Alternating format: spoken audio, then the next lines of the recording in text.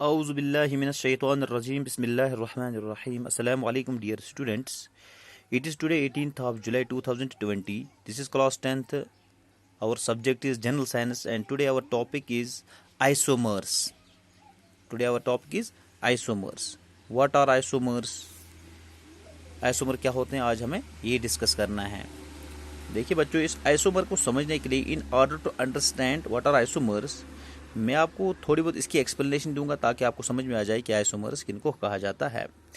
देखिए, मैंने आपको पिछले टॉपिक में भी कहा है कि केमिस्ट्री, चूँकि केमिस्ट्री के जो बड़े दो ब्रांच है, एक ऑर्गेनिक केमिस्ट्री है और एक इनऑर्गेनिक केमिस्ट्री है। देखिए, जहाँ तक इनऑर्गेनिक केमिस्ट्री का ताल्लुक है, अगर हम इनऑर्गेनिक केमिस्ट्री में किसी भी कंपाउंड की मॉलिक्यूलर फार्मूला को रिप्रेजेंट करेंगे, किसी भी कंपाउंड की मॉलिक्यूलर फार्मूला को दिखाएंगे, तो वो मॉलिक्यूलर फार्मूला जो है एक ही कंपाउंड को रिप्रेजेंट करती है। Inorganic chemistry a given molecular formula represents only one compound. In inorganic chemistry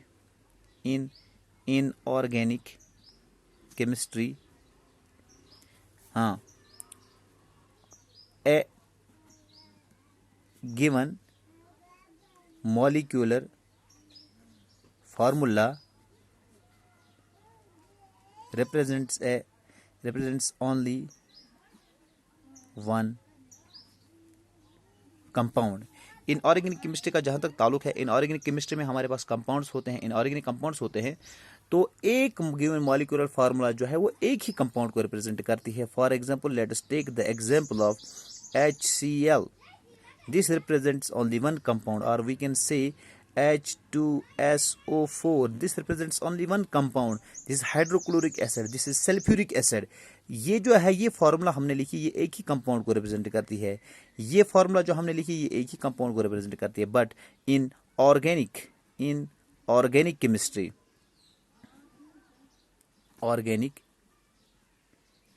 but in organic chemistry we are having organic compounds. Organic chemistry में हमारे पास ऑर्गेनिक कंपाउंड्स हैं और ऑर्गेनिक कंपाउंड्स की हमारे पास फार्मूला होती है। In organic chemistry a given molecular formula can represent 2 और more than 2 different compounds. Organic chemistry में जो है क्या है, a given molecular formula can represent 2 or more than 2 compounds। ये बिल्कुल आसान सी बात है। इनऑर्गेनिक केमिस्ट्री में जब हम एक कंपाउंड की फार्मूला लिखते हैं, एक मॉलिक्यूलर फार्मूला लिखते हैं, तो ये एक ही कंपाउंड दिखाता है। लेकिन जब हम ऑर्गेनिक केमिस्ट्री में किसी भी कंपाउंड की मॉलिक्यूलर फार्मूला लिखती है, वो मॉलिक्यूलर फार्मूला 2 या 2 से ज़्यादा कंपाउंड भी हमें कभी दिखा सकती है, या हम उस मॉलिक्यूलर फार्मूला को हम 2 या 2 से ज़्यादा कंपाउंड की शक्ल में रिप्रेजेंट कर सकते हैं, या 2 या 2 से ज़्यादा स्ट्रक्चर्स में हम उसको रिप्रेजेंट कर सकते हैं। ये क्या वजह है? This is because organic compounds में क्या होता है, the same carbon atoms can be arranged in several ways, in several different structures. Because in organic chemistry में ये ऐसा क्यों है? Because same carbon atoms can B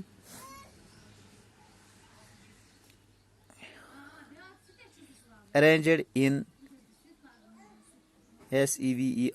several ways। Same carbon atoms को हम सेवरल वेज के जरिए से, through different ways we can arrange these carbon atoms to give rise different structures, to give rise different compounds. क्या मसला है?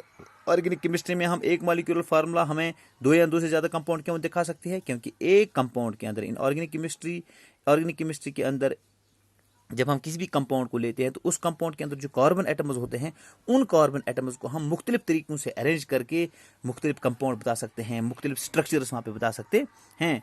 Late us understand this by taking an example of organic compound. We are having an organic compound C4H10।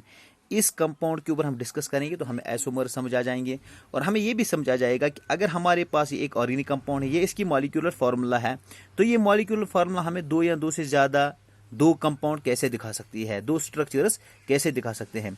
This compound is known as butane. ये organic saturated organic compound, इसको butane कहा जाता है। और इस ब्यूटेन में 4 कार्बन एटम्स हैं और 10 हाइड्रोजन एटम्स हैं। तो इसको हम 2 तरीकों से इसकी 2 स्ट्रक्चर्स हम बना सकते हैं। यह हमें 2 कंपाउंड दिखा सकता है। सबसे पहला कंपाउंड हमें ये कैसे दिखाएगा, नंबर 1, आपको मालूम है इसके अंदर 4 कार्बन एटम्स है, तो 4 कार्बन एटम्स को हम अरेंज करेंगे। This is 1, this is 2, this is 3 and this is 4. There are 4 carbon atoms. Now distribute 10 carbon atoms, hydrogen atoms. This is 1 hydrogen atom, this is 2nd, this is 3rd, this is 4th, this is 5th, this is 6th, this is 7th, this is 8th, this is 9th and this is 10th. यहाँ पे देखिए आप, all the carbon atoms are arranged in a straight chain. यहाँ पे सारे carbon atom एक straight chain में arrange हुए हैं। 4 के 4 कार्बन एटम एक स्ट्रेट चेन में अरेंज हुए हैं। और ये ब्यूटेन का एक कंपाउंड है, ये ब्यूटेन की एक स्ट्रक्चर है। और जब कार्बन एटम एक नॉर्मल चेन में, एक ही चेन में पाए जाएंगे, तो इसको हम कहते हैं, ये ब्यूटेन ही है लेकिन इसको कहा जाता है एन ब्यूटेन। एन ब्यूटेन का मतलब नॉर्मल ब्यूटेन, ये नॉर्मल ब्यूटेन है। यहाँ हम इसको ऐसे भी लिख सकते हैं। देखिए यहाँ पे सी और कार्बन, इसके साथ हाइड्रोजन कितने हैं, 3, तो इसको हम ऐसे लिखेंगे CH3, फिर बॉन्ड डालेंगे। यहाँ पे दूसरा कार्बन, इसके साथ 2 हाइड्रोजन है तो CH2, फिर यहाँ पे तीसरा कार्बन, इसके साथ भी 2 हाइड्रोजन है तो CH2, और यहाँ पे लास्ट वाला कार्बन जो है इसके साथ 3 हाइड्रोजन है तो CH3। इसको हम ऐसे भी लिख सकते हैं 1, 2, 3 एंड 4। ये सारे कार्बन एटम एक ही चेन में आए, इसको भी हम एन ब्यूटेन या नॉर्मल ब्यूटेन कहते हैं। तो यहाँ पे देखिए आप, ये ऑर्गेनिक केमिस्ट्री का एक कंपाउंड है, एक हाइड्रोकार्बन है C4H10।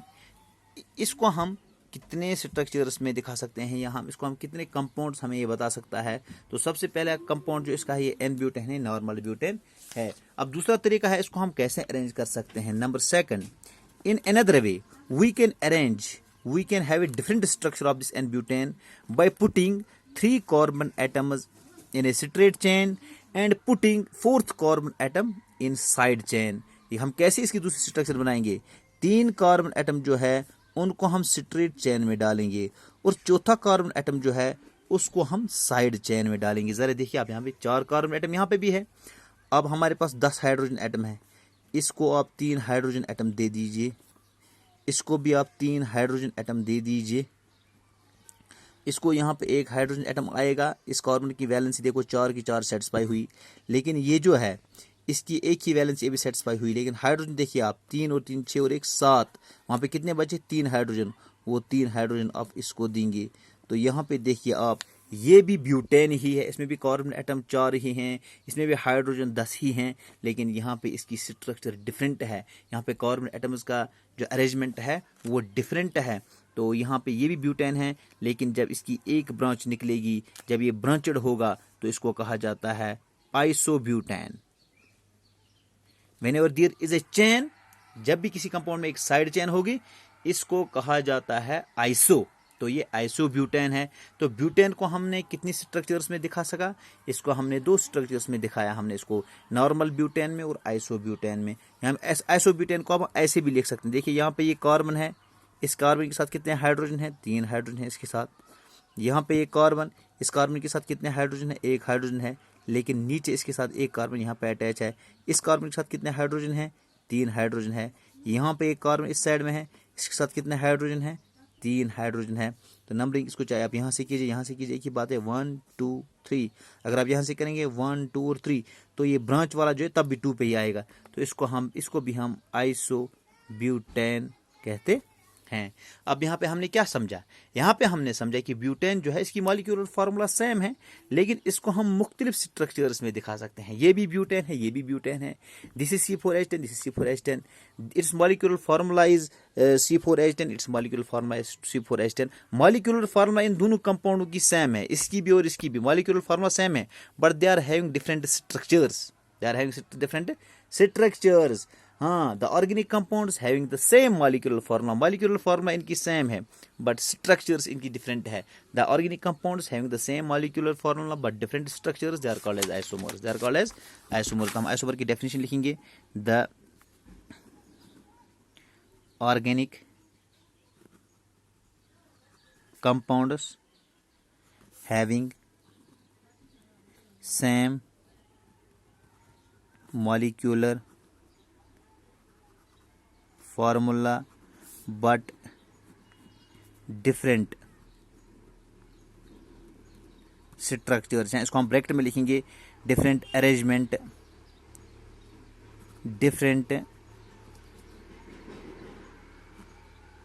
arrangement of carbon atoms are called as isomers.